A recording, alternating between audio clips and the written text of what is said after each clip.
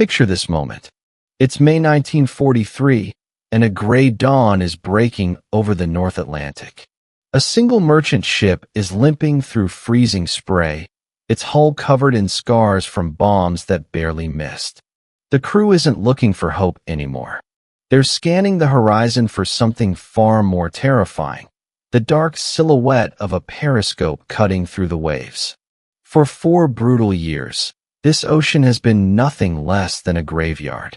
German submarines have been prowling beneath the surface like wolves stalking prey in a dark forest, and the numbers tell a horrifying story. 3,000 Allied ships sent to the bottom. 72,000 sailors drowned in the freezing water. Britain itself is being slowly strangled, facing the very real possibility of starvation. Then suddenly, from absolutely nowhere, there's a sound. It's a deep, throbbing hum that grows louder with every passing second. The exhausted crew looks up toward the sky. Breaking through the clouds at 8,000 feet comes something massive, a 4-engine bomber that looks almost brutal in its simplicity. It's angular, ungainly, painted in dull gray that makes it look more like a flying warehouse than a weapon of war. This is a consolidated B-24 Liberator, and right now it's hunting. Far below the surface, the captain of a German submarine designated U-456 hears it too.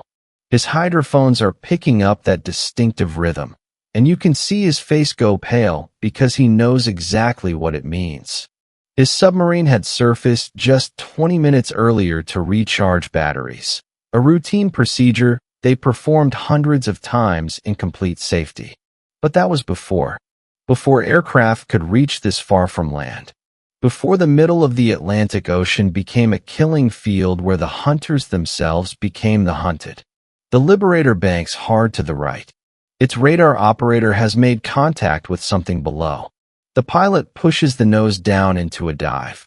The submarine crew frantically tries to crash dive, racing against time to get deep enough to survive what's coming.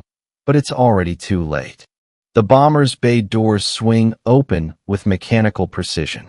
4 depth charges, each weighing 250 pounds, tumble into the morning light. The ocean erupts with unimaginable violence. A massive column of water rises 30 feet into the air, and then something else appears. Oil.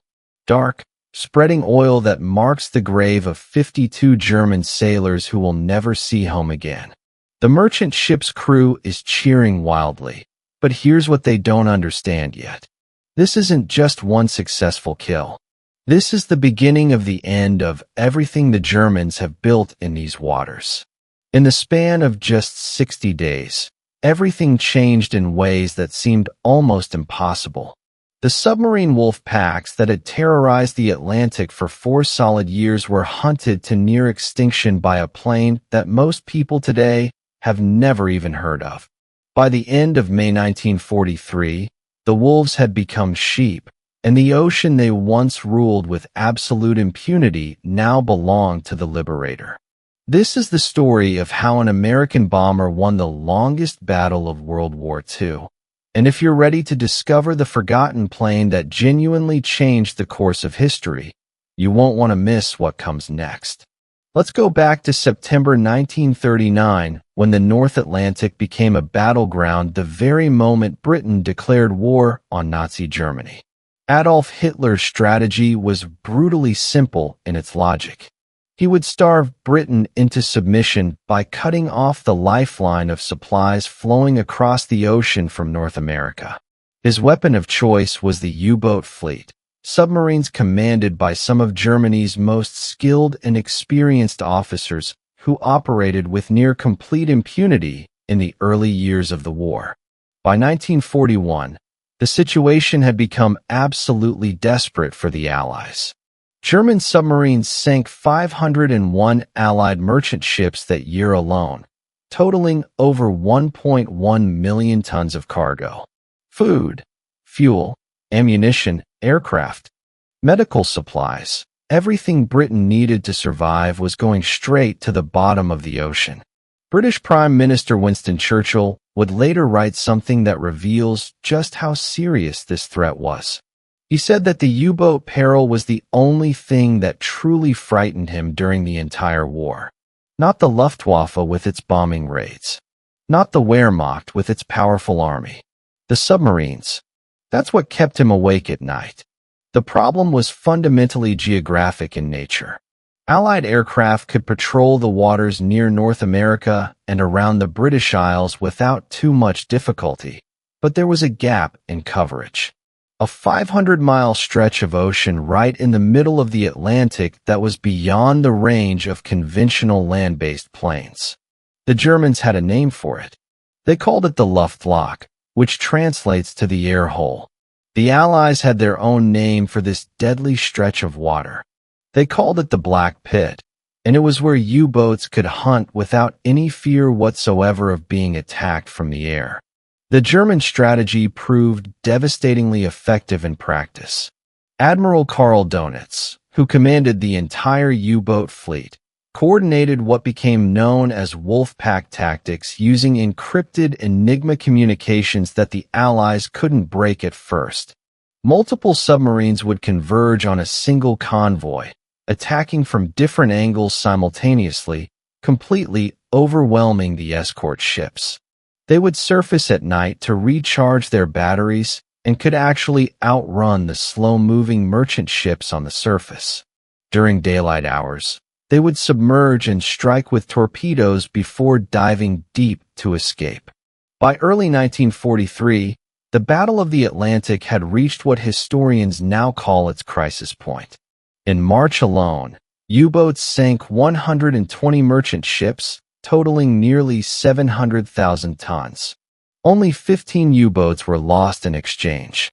The mathematics were absolutely stark and terrifying. If this continued at the current rate, the Allies would literally run out of ships before Germany ran out of submarines. The planned invasion of Europe, which would eventually be known as Operation Overlord, could not possibly happen without control of the Atlantic.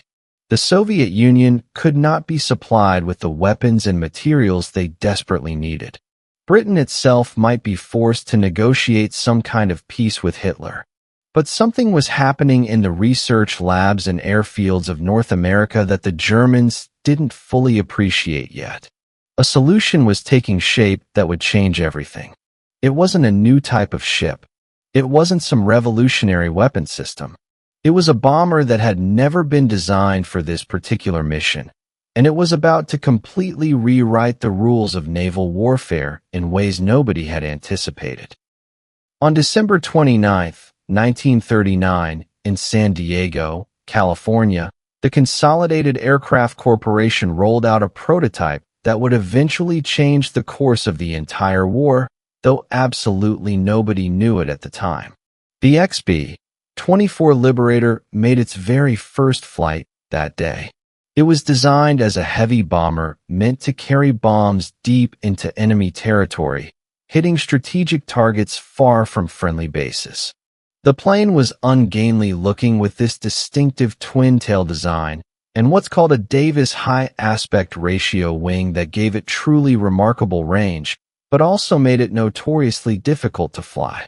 Pilots would later joke among themselves that it looked like the crate the B-17 came in, but here's the thing. That wing was the absolute key to everything. The B-24 could fly farther than almost any other aircraft in the entire world at that time. Over 2,400 miles on a single tank of fuel, which was extraordinary for the era. In 1941, when the Royal Air Force received its first batch of just 20 Liberators, someone had what seemed like a completely radical idea at the time. What if we used this bomber not to drop bombs on cities, but to hunt submarines instead? The concept seemed almost absurd when you think about it. Submarines are small targets. They're fast when they're on the surface. They can disappear beneath the waves in mere seconds. How do you find what's essentially a needle in an ocean that covers literally millions of square miles? But the British were desperate enough to try anything at this point. They had already tried everything else they could think of. So they took those 20 Liberators, designated them as Liberator GR Mark I for general reconnaissance, and sent them to RAF Coastal Command to see what would happen. The modifications they made to these aircraft were actually quite extensive. They installed ASV radar sets, which were pretty primitive by later standards, but were still capable of detecting a surfaced U-boat at several miles distance. They added Lee lights, which were massively powerful searchlights rated at 22 million candle power that could illuminate a submarine at night like it was a stage performer under a spotlight. They mounted 20mm Hispano cannons in the forward bomb bay and installed racks for 8 rockets under the wings. The bomb bay itself was configured to carry depth charges weighing 250 pounds each, with special shallow fuses set to detonate at just 25 feet depth, which was just deep enough to crack a submarine's pressure hull without wasting explosive power going too deep. In June 1941, Number 120 Squadron RAF were formed in Iceland with these specially modified Liberators. Their mission was to patrol the Denmark Strait and the gap between Iceland and Greenland, which was where U-boats had to transit to reach the Atlantic hunting grounds. For the first few months, they found absolutely nothing. The ocean was simply too vast, and the submarines too elusive. But they were learning valuable lessons with every patrol, and the Germans were about to receive a very unpleasant surprise. Fast forward to October 12, 1942, southwest of Iceland. Squadron leader Terence Bulloch is sitting in the cockpit of a Liberator flying convoy escort duty in conditions that would normally ground most aircraft. Freezing rain is hammering against the windscreen. Visibility is essentially zero. His crew has been airborne for 9 straight hours, searching for U-boats that could literally be anywhere in 10,000 square miles of storm-tossed ocean. Then suddenly the radar operator's voice crackles over the intercom with the words everyone has been waiting to hear. Contact bearing 045. Range 8 miles. Bulloch doesn't waste a single second hesitating. He banks the heavy bomber toward the contact, descending through the terrible weather. At 1,200 feet, they finally break through the cloud base, and there it is. Dead ahead of them, a German submarine is plowing through the heavy swells on the surface, recharging its batteries just like it had done countless times before. This particular boat is U-597, and they have no idea what's about to hit them. The German lookouts spot the Liberator almost immediately. The alarm klaxon starts blaring throughout the submarine. Men are scrambling desperately for the hatches, trying to get below so the boat can crash dive to safety. But crash diving takes precious time, and time is the one thing they absolutely don't have right now. Bulloch lines up his approach carefully, compensating for the strong winds and the submarine's desperate evasive maneuvers as it tries to throw off his aim. The bombardier's hand is hovering over the release mechanism. 4 depth charges tumble from the bomb bay in quick succession. They hit the water just as U-597's conning tower disappears beneath the surface. The detonations are placed with absolute perfection. They call it a straddle when the charges explode on both sides of the target like this. The ocean boils white with the force of the explosions. Debris erupts from below the surface. Oil begins spreading across the wave tops, creating that telltale slick. U-597 is gone forever. 47 German sailors are dead in an instant. 4 RAF Coastal Command. This represents the very first confirmed U-boat kill by a Liberator, and more importantly than just the kill itself, it's absolute proof that the concept actually works in practice. A land-based aircraft has just reached out 500 miles from shore, found a submarine in the middle of a raging storm, and destroyed it completely. Word of this success spreads quickly through both military organizations. Admiral Dönitz receives the report, and he immediately recognizes the threat this represents to his entire operation. If the Allies can patrol the mid-Atlantic with aircraft like this, the Luftwaffe is no longer a safe haven for his submarines. He writes in his war diary that the enemy has new aircraft with capabilities they did not anticipate, and they must adapt their tactics accordingly. But adaptation alone isn't going to save them from what's coming, because by early 1943, the Allies aren't just sending a few experimental aircraft anymore.